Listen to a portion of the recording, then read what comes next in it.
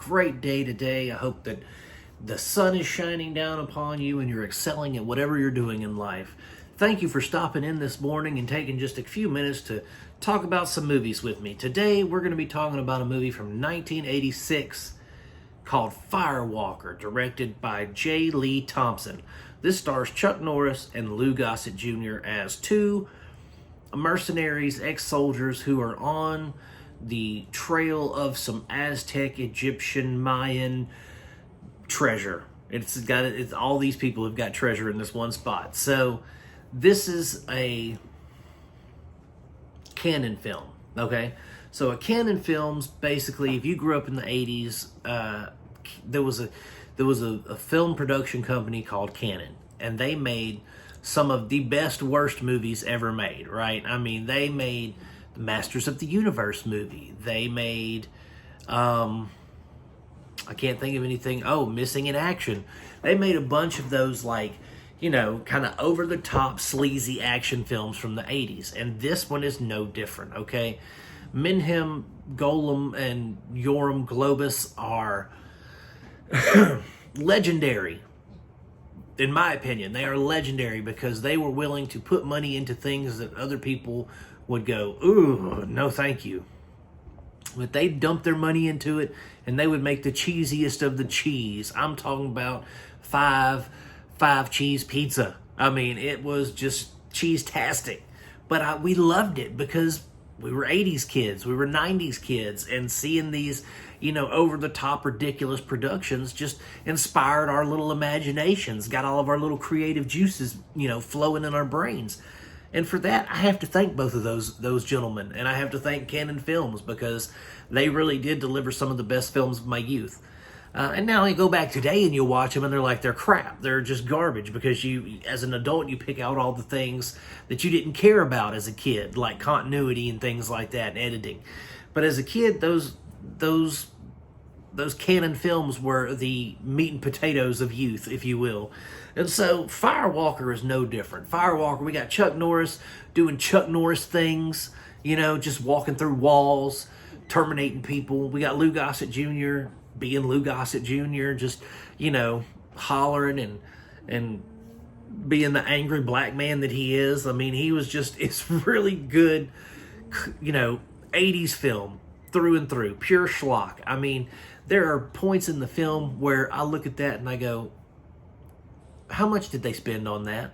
Because that looks like it was made on like a 5-cent budget, right? They took a piece of bubblegum wrapper and a penny, and that was how this movie was made, kind of thing. I mean, the editing, the editing is all over the place. I mean, the continuity, you'll see, for instance, they'll have like a patch on their right eye, and then the next scene, they'll have the patch on the left eye.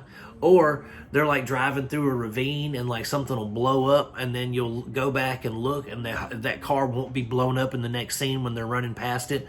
It's just stuff like that just, as a kid, I didn't care about it. I was like, oh, they're running machine guns, yeah. But now I go back and I look and I'm like, they did not care. They did not care if this movie was well made. They didn't care if it was, you know, a safe production.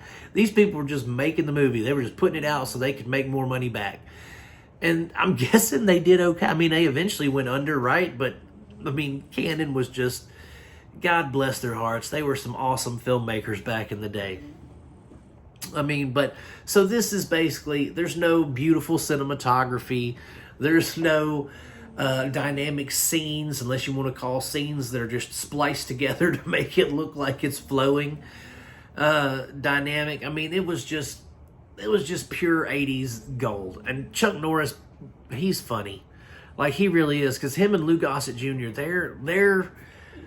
their chemistry together was just fantastic. I could see Lou Gossett Jr. being cranky and a curmudgeon on set, and Chuck Norris just laughing it off and practical joking him.